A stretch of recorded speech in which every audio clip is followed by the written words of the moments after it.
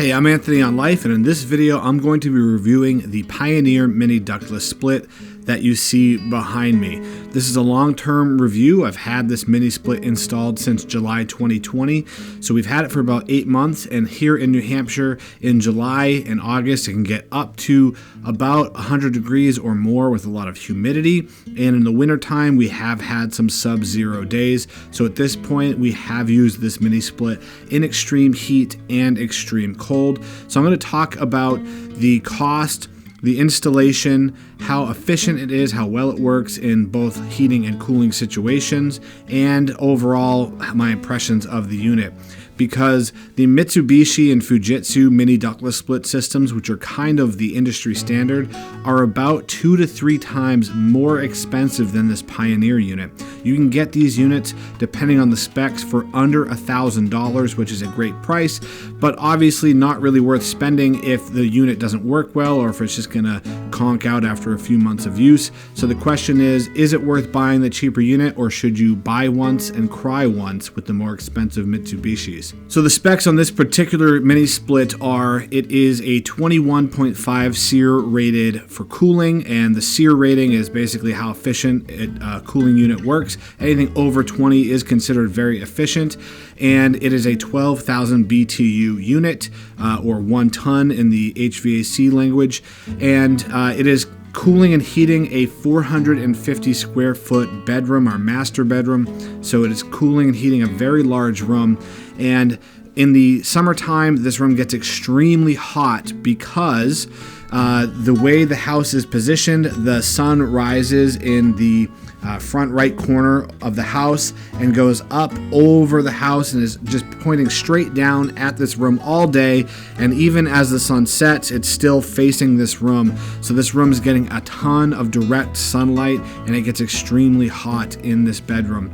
And it is a fairly efficient home as far as the insulation, but we don't have an insulated attic at this point in time or anything like that, so we do have a lot of heat transfer in the summer and heat loss in the wintertime. So with this unit, we ran it pretty much 24/7 in the summer, keeping the temp usually between 67 and 70 degrees, depending on how hot it was outside. And it basically did an excellent job cooling. If we just let it run and not shut it off and turn it on only when we want it to cool, we found that it just kept the room a nice even temperature, and we only saw about an $8 to $10 increase in our electric bill. Now we are using the 220 volt version of this. You can get it in a 110, but obviously it's not going to be as efficient and it's going to use more electrical power to run. So I would recommend getting the 220 version. So I was really happy with that. Only an $8 to $10 increase in our electric bill was awesome, and it kept the room perfectly cool. It did an awesome job.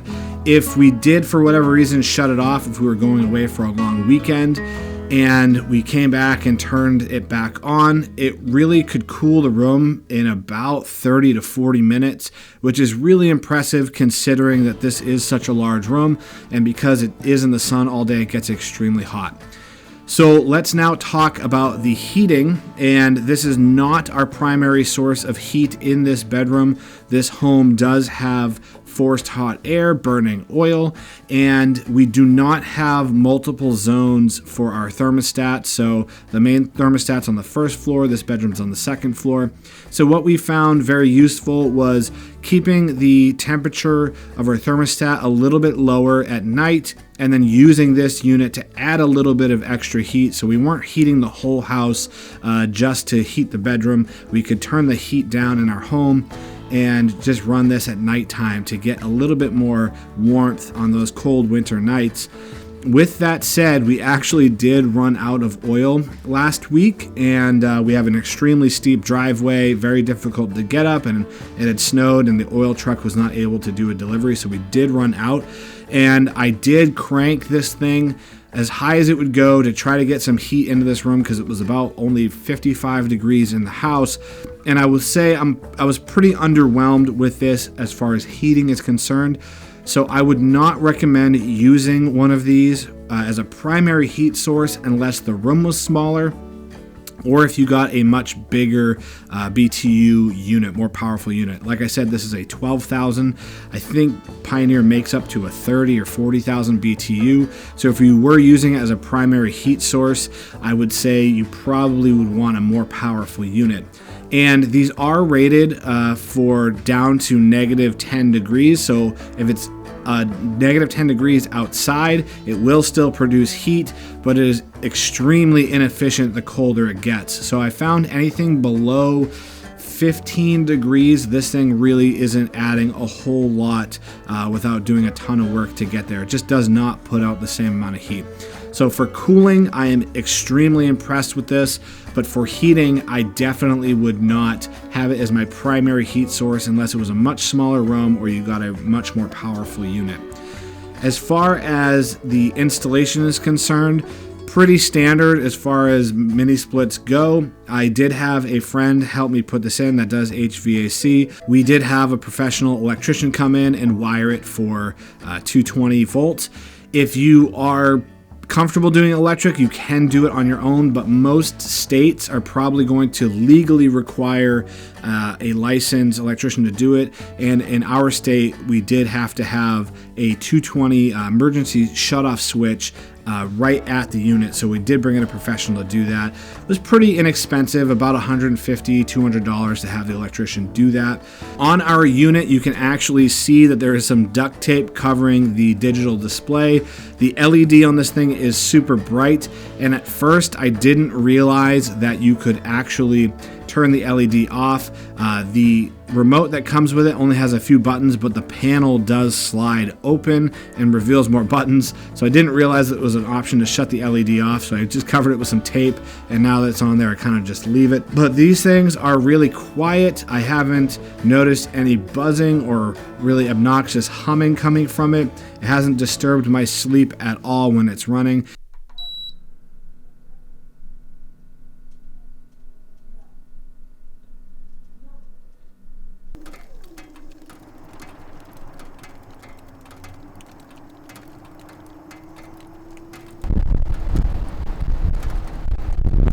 You can also see that ours is mounted very close to the ceiling. That's actually not ideal. It's not recommended by Pioneer that you mount it that high, because when it's cooling, what it's doing is it's drawing the hot air in from the ceiling and then blowing cool air out the bottom, and you need room above the unit so it can get a good suction on that air, that hot air at the top of the room.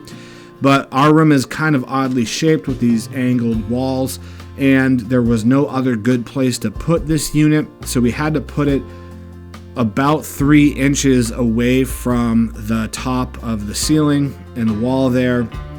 I believe Pioneer recommends 6 to 8 inches of clearance, but we have had absolutely no problem running this the way it is. And you just want it high enough off the floor. I believe they recommend at least 4 feet off the floor, because again, cold air is going to fall, and so if you're dumping cold air out towards the floor, you're not gonna cool the room as quickly or as efficiently. So I bought this mini split right on Amazon. They had the free shipping, just like pretty much everything else with Prime, and it came relatively quickly. They don't ship these with normal carriers like UPS or FedEx. It came in a freight service, so it did take a little bit longer, and the freight service did call to schedule the delivery, but honestly it could have probably been shipped with UPS. It's not that big of a box that it comes in. You have the indoor unit and the outdoor unit in 2 separate boxes, but they're really not that big or that heavy. One person can move the boxes around by themselves, and they do not come with any mounting kit. So sometimes people will put the outdoor unit on some cinder blocks outside. I chose in both this unit and the one in my garage to put it on the side of the house, mounted off of the ground, because we do get a lot of snow cover. We do get a few feet of snow here in New Hampshire every year, and I just didn't want the unit to be buried in snow and have to dig it out. So putting it on the house on some mounting brackets was really easy. I also got those on Amazon, and I needed to grab a couple things from Home Depot to mount them, but overall it was pretty easy.